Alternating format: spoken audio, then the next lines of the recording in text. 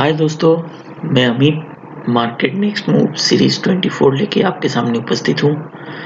इस सीरीज में हम लोग निफ्टी, बैंक निफ्टी और यूएसडी आईएनआर के अलावा LT finance, MCX, Ashok Leyland, Titan, PFC, Kotak bank, coal India, SAIL, Tata motors और आइडिया के ऊपर हम लोग डिस्कस करेंगे। तो ये सीरीज स्टार्ट करने से पहले एक चीज मैं आप लोगों को बताना चाहता हूँ कि ये वीडियो आप अपने दोस्तों के साथ ज़रूर शेयर करें और ज़्यादा से ज़्यादा लाइक और जो बेल आइकन है उसको प्रेस करके रखें, तो जब भी मैं कोई भी वीडियो आपको अपलोड करूँगा तो उसका नोटिफिकेशन आपके पास आ जाएगा। तो चलते हैं अपने चार्ट्स के ऊपर। पहला अपना जो चार्ट है वो निफ्टी का है।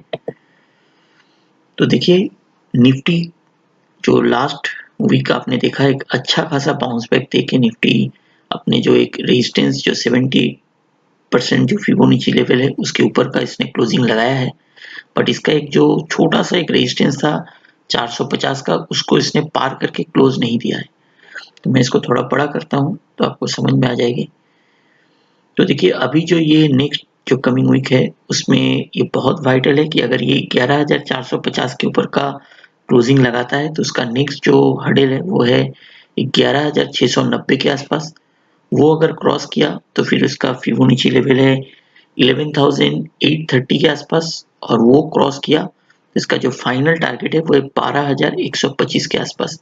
और कोई भी कारण से अगर इसके ऊपर निफ्टी का मूवमेंट होता है तो फिर उसका नेक्स्ट टारगेट 12,419 और फाइनल टारगेट 12,681 के आसपास बनता है।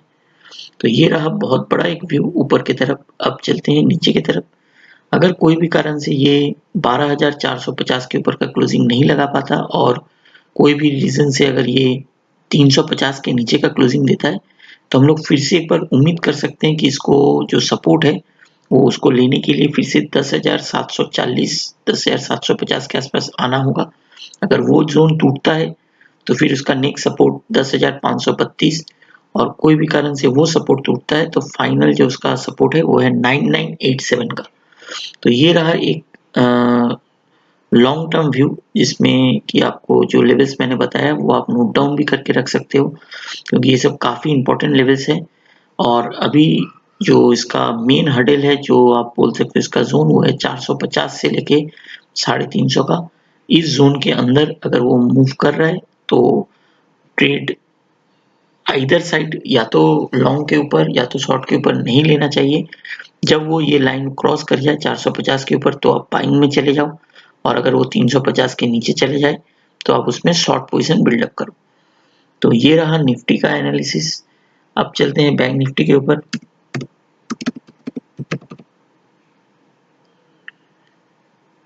इसको मैं थोड़ा सा चार्ट को छोटा करता हूँ। तो देखिए, बैंक निफ्टी में आपको एकदम क्लियर एक व्यू नजर आ रहा होगा कि ये नीचे की तरफ एक सपोर्ट जिसने लास्ट वीक माना था उस सपोर्ट के ऊपर जब ये क्रॉस किया है, बट ऊपर का जो रेजिस्टेंस है 22,401 का उसको इसने पार नहीं कर पाया। अब अगर हम लोग 22,450 के ऊपर का, सॉरी 22,407 के ऊपर का कोई भी क्लोजिंग हम लोग अगर बैंक निफ्टी में देखते हैं तो फिर हम लोग नेक्स्ट जो इसका लेवल है वो है 24,360 के आसपास का। और अगर कोई कारण से ये लेवल क्रॉस होता है तो इसका फाइनल टारगेट बनेगा 26,000 के आसपास। और अगर उसके बाद का आप लेवल देखो तो 26,280 के आसपास उसका एक फीबो लेवल है, वो वहां तक पहुंच सकता है। अब चलते हैं नीचे की तरफ। अगर कोई भी कारण से 22,409 के ऊपर का क्लोजिंग नहीं लगा पाता बैंक निफ्टी तो इसको एक बार फिर से नीचे में 21,030 के आसपास का एक सपोर्ट है, वो एक अच्छा खासा सपोर्ट है। अगर वो सपोर्ट टूटा तो फिर इसको एक बार के लिए 20,055 तक आना होगा। तो ये रहा बैंक निफ्टी का एक व्यू। अब चलते हैं अपने यूएसडी आईएनआर के ऊपर। देखिए, यूएसडी आईएनआर में काफ़ी दिनों से, या आप बोल सकते हो कि काफ़ी समय से इसमें कंसोलिडेशन चल रहा है। ऊपर की तरफ ये मैक्सिमम 7390 के आसपास स्पॉट में गया हुआ है, और नीचे की तरफ ये जब भी 73 को तोड़ता है तो उसमें से एक अच्छा खासा बाउंस बैक इंट्राडे बेसिस में भी और क्लोजिंग बेसिस में भी देखने को मिल रहा है। तो नेक्स्ट वीक के लिए बहुत वाइटल रहेगा 7382 का लेवल, और नीचे की तरफ इसका जो सपोर्ट है वो है 73.01। कोई भी आइदर साइड में अगर ये ब्रेकआउट या ब्रेकडाउन करता है विद वॉल्यूम, तो एक अच्छा खासा इसमें चाल देखने को मिल सकता है। बट इसकी नेक्स्ट जो ऊपर का रेजिस्टेंस है वो है 74.16 का, और उसके ऊपर का रेजिस्टेंस है 74.53 का, और फाइनल रेजिस्टेंस है 75.18 का। और सेम अगर हम लोग नीचे की तरफ इसको देखें, इसका जो पहला सपोर्ट है वो है 73.01 का। अगर कोई कारण से वो टूटता है तो फिर इसका नेक्स्ट जो सपोर्ट आके बनेगा वो है 72.27 का, और अगर वो कोई भी रीजन से नीचे ब्रीच करता है तो आप इसका जो फाइनल सपोर्ट है वो आप मान के चलो 71.58 का। तो ये रहा एक लॉन्ग टर्म व्यू। इस व्यू के साथ आप कमिंग डेज में यूएसडी में ट्रेड बैठा सकते हो। और एक बहुत इंपॉर्टेंट लेवल ये है कि अगर इसका 73.84 के ऊपर का क्लोजिंग लगता है तो उम्मीद कर सकते हैं इसमें एक बहुत जल्दी शार्प मूव आएगा, और वो इसको 74.50 और उसके बाद 75.22 तक ले जा सकता है। तो ये रहा यूएसडी का एनालिसिस। अब चलते हैं अपने स्टॉक्स के ऊपर, और अपना पहला काउंटर है एलटी फाइनेंस।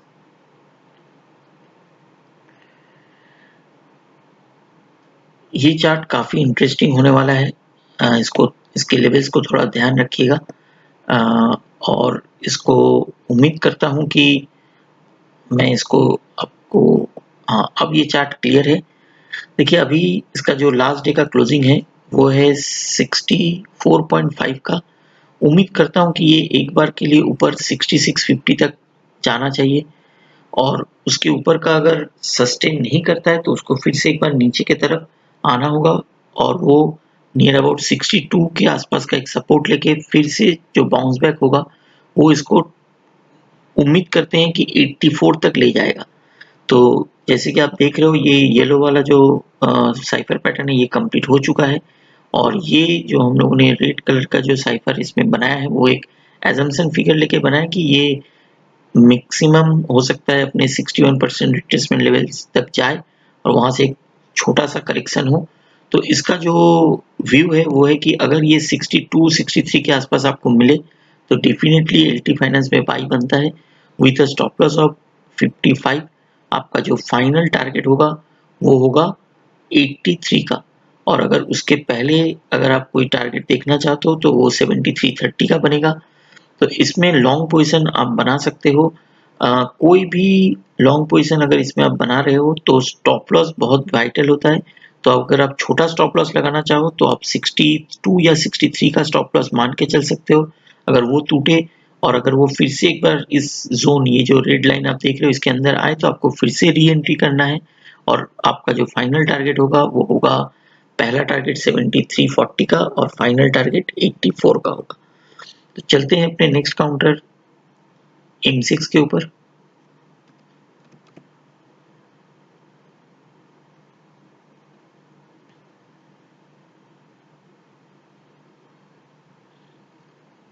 जैसा कि आप देख रहे हो कि M6 में एक ये जो जोन आप लाइन देख रहे हो इसी के अंदर काफी दिनों से ये ट्रेड करता हुआ नजर आ रहा है।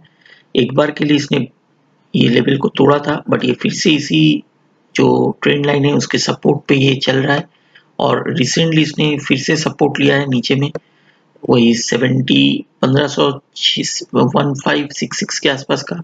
और अभी देखिए इसने जो ऊपर का रेजिस्टेंस है 1828 का उसको भी माना है। तो कमिंग डेज में हम लोग इसको 1627 1650 के आसपास आए तो इसमें बेस्ड बाइंग अपॉर्चुनिटी आपको नजर आएगी। आप अगर वहां बाई करते हो तो फिर ऊपर की तरफ आपको 1890 1800 1900 तक का आपको आराम से टारगेट देखने को मिल सकता है। तो ये जब तक इस जोन के अंदर चल रहा है आप इसमें ऊपर की तरफ प्रॉफिट बुकिंग और नीचे की तरफ बाइंग कर सकते हो। अगर ये नीचे का सपोर्ट कोई भी कारण से 1650 या 1600 को तोड़ता है तब फिर आप इसमें से निकल जाओ, क्योंकि फिर ये काफी नीचे आ सकता है। जो मेरा पहला टारगेट होगा इसका नीचे का वो होगा 1365 का। अगर वो किसी कारण से टूटता है तो मुझे लगता है कि वो 1217 तक आ सकता है। तो ये रहा M6 का एनालिसिस। अब देखिए, जैसे कि अशोक लेलैंड में आप देख ही रहे होंगे कि ये जो इस रेड कलर की जो लाइन है, जो ट्रेंड लाइन, उसके अंदर काफी दिनों से ट्रेड किया है। उसके बाद उसने एक ब्रेकआउट दिया और फिर से यहाँ से उसने अपना सपोर्ट लिया। ये सेकेंड सपोर्ट है। तो अभी फिलहाल इसका जो लास्ट डे का क्लोजिंग है वो है 76.30। अगर इसमें मेरा व्यू यही है कि ये अगर थोड़ा सा भी 76 के ऊपर नहीं ट्रेड करे तो आप इसमें शॉर्ट पोजीशन बिल्डअप कर सकते हो। पहला टारगेट आपका होगा 68 का। अगर 68 से इसने बाउंस बैक लेके फिर ऊपर जाना चाहा तो फिर आप 68 के आसपास बाइंग कर सकते हो। पहला टारगेट होगा आपका 76 का और नेक्स्ट टारगेट होगा 81 का। और कोई कारण से अगर ये 68 को तोड़ दे तो आप इसको फर्दर शॉर्ट कर सकते हो। आपका टारगेट रहेगा, जो बेयर मिनिमम पहला टारगेट होगा वो होगा 60 का, और 60 टूटता है तो 58 से लेके 56 के आसपास का एक टारगेट इसमें नजर आ रहा है। और 56 के आसपास आपको इसमें बाइंग करना होगा और आपका जो स्टॉप लॉस रहेगा वो होगा बहुत ही छोटा। 54 के आसपास का आप स्टॉप लॉस में फिर इसमें बाइंग कर सकते हो। आपका पहला टारगेट होगा 70 का और उसके बाद का टारगेट होगा 70। तो बेसिकली अशोक में आप जॉबिंग कर सकते हो, क्योंकि ये अभी जो पैटर्न इसमें दिख रहा है बनता हुआ, तो मेरे हिसाब से इसको नीचे आना चाहिए और इसका जो पहला सपोर्ट होगा वो 68 का होगा। और अगर ये कोई कारण से 80 के ऊपर चलना चालू करे और अगर ये अपना जो लास्ट हाई था 83 उसको अगर तोड़ दे तो फिर आप इसमें एक 87 तक का जाने का उम्मीद कर सकते हो। तो वहां पे फिर हम लोग इसको फर्दर एनालिसिस करेंगे अपने नेक्स्ट चाल के लिए। तब तक के लिए इसमें मैंने जो आपको व्यू दिया कि अगर आपको इसमें शॉर्ट करना है तो 76 के नीचे ही शॉर्ट करें, उसके पहले नहीं। अगर 76 के नीचे ये चलता रहे तो आप इसमें एक 81 के स्टॉप लॉस में आप इसको शॉर्ट कर सकते हो। आपका पहला टारगेट होगा 68 और फाइनल टारगेट होगा 56 से 58 के आसपास। तो चलते हैं अपने नेक्स्ट काउंटर टाइटन के ऊपर।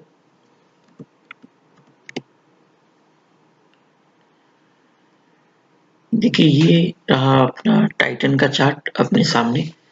तो आप एक चीज यहाँ पे देख रहे होंगे कि टाइटन ने अपना जो 76% रिट्रेसमेंट लेवल है उसको टच किया और वहां से उसने एक अच्छा खासा करेक्शन दिया।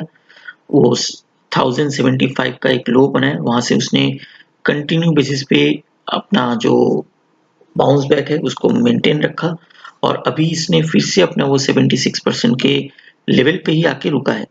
तो नेक्स्ट वीक के लिए मुझे उम्मीद है कि अगर ये 1206 के ऊपर का क्लोजिंग लगाता है तो आपको बहुत जल्दी ये 1265 के आसपास का भाव दिखेगा।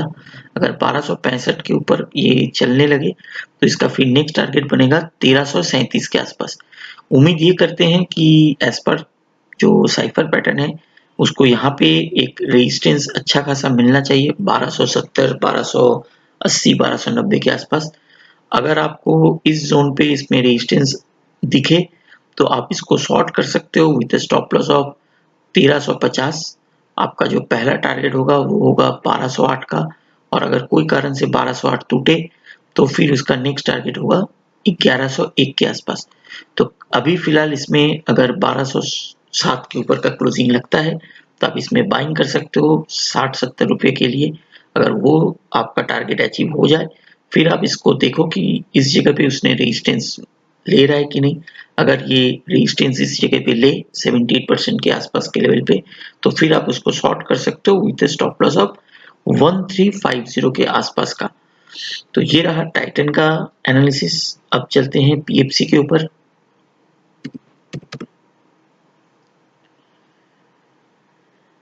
देखिए, जैसे कि आपको यहाँ पे नजर आ रहा होगा कि पीएफसी में भी एक अच्छा खासा एक पैटर्न मेरे को नजर आ रहा है, जो कि अगर आप थोड़ा सा लॉन्ग टर्म व्यू देखोगे तो इसमें आप एक 85 के आसपास का या सबसे सेफ स्टॉप लॉस होगा 82 का।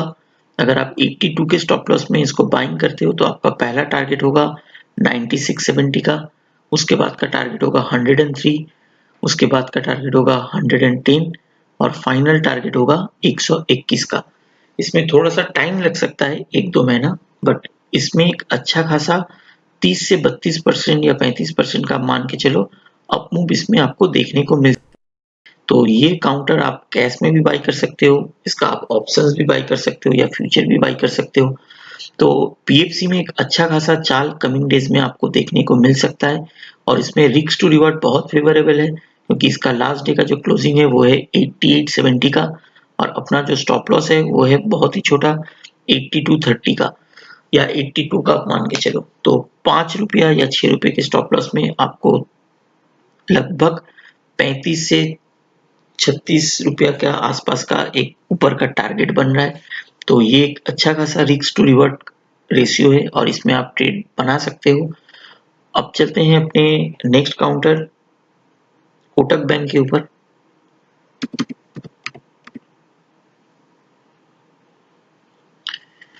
जैसे कि आपको नजर आ रहा होगा कि कोटक बैंक अपना जो ट्रेंड लाइन है उसी के सपोर्ट को माना है और उसने एक अच्छा खासा पुल बैक देखने को मिला है इस काउंटर के अंदर। तो अभी इसमें आपको अगर बाइंग पोजीशन बनाना है तो आप 1280 के स्टॉप लॉस में आप इसमें एक बाइंग पोजीशन बना सकते हो। आपका पहला टारगेट होगा 1368 का, उसके बाद का टारगेट होगा 1460 का और जो फाइनल टारगेट है वो है 1516 का। इसमें भी रिस्क टू रिवॉर्ड बहुत फेवरेबल है। अगर आप देखोगे तो लगभग ऊपर में आपको 200 से 250 रुपया का टारगेट है और आपका नीचे का जो स्टॉप लॉस है वो 30 से 30 रुपया का ही आप मान के चलो स्टॉप लॉस है। अगर आप थोड़ा सा और सेफ खेलना चाहो तो आप 1240 का भी स्टॉप लॉस लगा सकते हो, तो वो ज़्यादा सेफ रहेगा। 1240 के स्टॉप लॉस में आपको ऊपर का जो टारगेट है वो 1516 के आसपास। तो चलते हैं अपने नेक्स्ट काउंटर कोल इंडिया के ऊपर।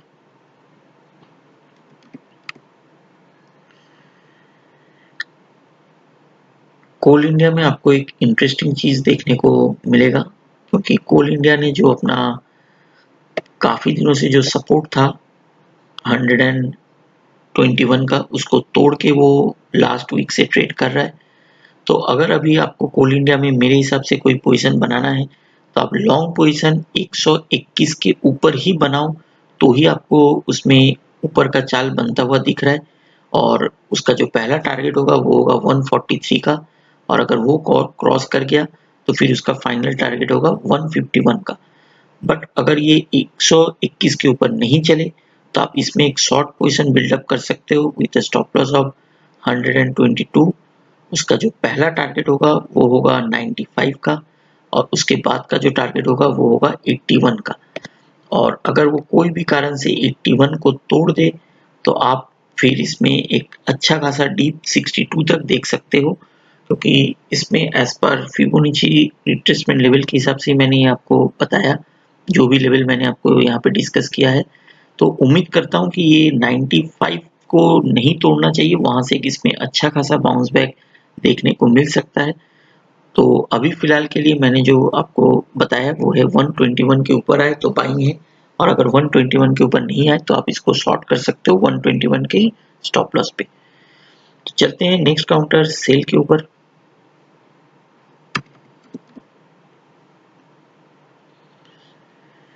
देखिए सेल में आपको एक इंटरेस्टिंग चीज नजर आ रहा होगा कि सेल अपना जो सपोर्ट है ट्रेंड लाइन का उसको उसने तोड़ दिया है पहली बार और उसके नीचे ही वो ट्रेड हो रहा है। तो अभी फिलहाल तक इसका जो नेक्स्ट सपोर्ट है वो 32 का है। तो अगर इसमें आपको बाइंग पोजीशन बनाना है तो आप अगर 32 के स्टॉप लॉस में बाइंग करते हो तो आपका जो पहला टारगेट होगा वो होगा 35 के आसपास। अगर वो क्रॉस करे तो नेक्स्ट टारगेट होगा 40 का और फाइनल टारगेट इसका 45 का होगा। बट मेरा आपको सजेशन यही होगा कि ये जब तक 36 के ऊपर ना जाए तब तक आप इसमें बाइंग पोजीशन ना बनाइए क्योंकि ये कभी भी थोड़ा सा नीचे आ सकता है और आपका स्टॉप लॉस को ट्रिगर करके फिर ये ऊपर जा सकता है और ये अभी फिलहाल तक चैनल के नीचे चल रहा है। तो इसमें बाइंग पोजीशन बनाना थोड़ा सा रिस्की है। अगर ये और थोड़ा डीप करे और 27 के आसपास आ जाए तो वहां से आप फिर एक काउंटर ट्रेड ले सकते हो बाइंग पोजीशन का। बट फिलहाल तक ये जब तक 36 के ऊपर ना आए तो आप इसमें बाइंग ना करो। आप ये कर सकते हो कि 36 के स्टॉप लॉस में आप इसमें शॉर्ट पोजीशन बना सकते हो। पहला टारगेट होगा 32 का और 32 टूटा तो 27 का। तो चलते हैं अपने नेक्स्ट काउंटर टाटा मोटर्स के ऊपर।